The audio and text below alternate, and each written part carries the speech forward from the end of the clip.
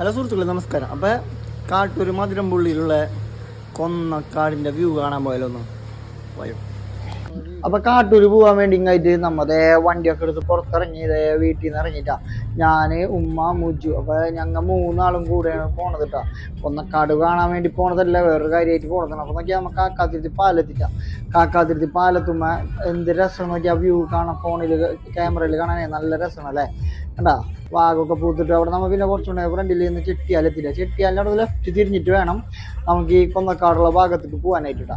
അപ്പോൾ അവിടെ നിന്ന് കുറേ അങ്ങോട്ട് വരുമ്പോൾ അവിടെ ഒരു കോതറക്കെട്ട് പാലം ഉണ്ട്. ആ പാലം ഇറങ്ങിയെങ്കായിട്ട് ഏകദേശം ഒരു കിലോമീറ്ററോളം പോയിട്ട് വേണം നമുക്ക് ഈ കൊന്നക്കാടിൻ്റെ അവിടേക്കുള്ള വഴിയിലേക്ക് എത്താൻ വേണ്ടിയിട്ട്. ആ ഒരു ടയർ കമ്പനിയൊക്കെ ഉണ്ട്. ടയർ കമ്പനി അവിടെ നിന്ന് ലെഫ്റ്റ്, ചെട്ടിയാലിൻ്റെ അവിടെ വരുമ്പോൾ ടയർ കമ്പനി അവിടെ നിന്ന് ലെഫ്റ്റും, അതേപോലെ തന്നെ തേക്കുമൂല ജംഗ്ഷനിൽ വരുമ്പോൾ റൈറ്റുമാണ് പോകേണ്ടത് കേട്ടോ. അപ്പോൾ അവിടെ നിന്ന് ഏകദേശം ഒരു 100-300 മീറ്റർ മാറി പോകുമ്പോൾ കാണാം റോഡിൻ്റെ രണ്ട് സൈഡിലും കാണാം കൊന്നകൾ ഇങ്ങനെ വളർന്ന് പന്തലിച്ച് നിൽക്കണ. ശരിക്കും ഹരിതാപകരമായ കാഴ്ച തന്നെയാണ് അത് കാണാനായി. കണ്ട അറച്ചുമാരി നിൽക്കണ നല്ല ബ്യൂട്ടിഫുൾ ആയിട്ടുള്ള കാഴ്ച. ഈ വീട് എന്താണെന്നറിയോ, ശരിക്കും ഞങ്ങൾ വന്നത് ഈ വീട്ടിലേക്കാണ്. ഇത് മാമാടെ വീടാണ്. മാമാടെ വീട്ടിലേക്ക് വന്നതിന് ഞങ്ങൾ. അപ്പോൾ അതിൻ്റെ പേരിൽ അപ്പോൾ അവിടെ തന്നെയാണ് ഈ സ്ഥലം അറിയാലോ. അപ്പോൾ അതിൻ്റെ പേരിൽ നമ്മൾ വീഡിയോ എടുത്ത് നിങ്ങളെ കാണിക്കുന്നുള്ളൂ കേട്ടോ.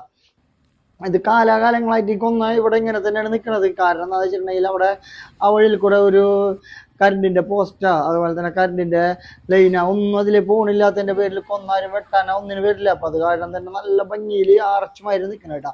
നമുക്ക് കൊന്നക്കാടിൻ്റെ വിശേഷങ്ങളൊക്കെ കണ്ട് ഫോട്ടോസിനൊക്കെ അടിപൊളിയിട്ട് അവിടെ കണ്ടും കഴിഞ്ഞ് നമ്മൾ തിരിച്ചു പോകുന്നിട്ടാ. നിങ്ങൾ നോക്കി നോക്കിയാൽ നിങ്ങൾക്ക് ആ ഫോട്ടോ ഒക്കെ എടുക്കാൻ നല്ല ഫോട്ടോ ഫ്രെയിമുള്ള സ്ഥലം കേട്ടോ. അപ്പോൾ അവിടുത്തെ കാഴ്ചകളും കാര്യങ്ങളൊക്കെ കണ്ടും കഴിഞ്ഞ് നമ്മൾ മടങ്ങിയിട്ടാ. പിന്നെ അടുത്ത വീഡിയോ കാണുന്നവരൊക്കെ ബൈ ബൈ.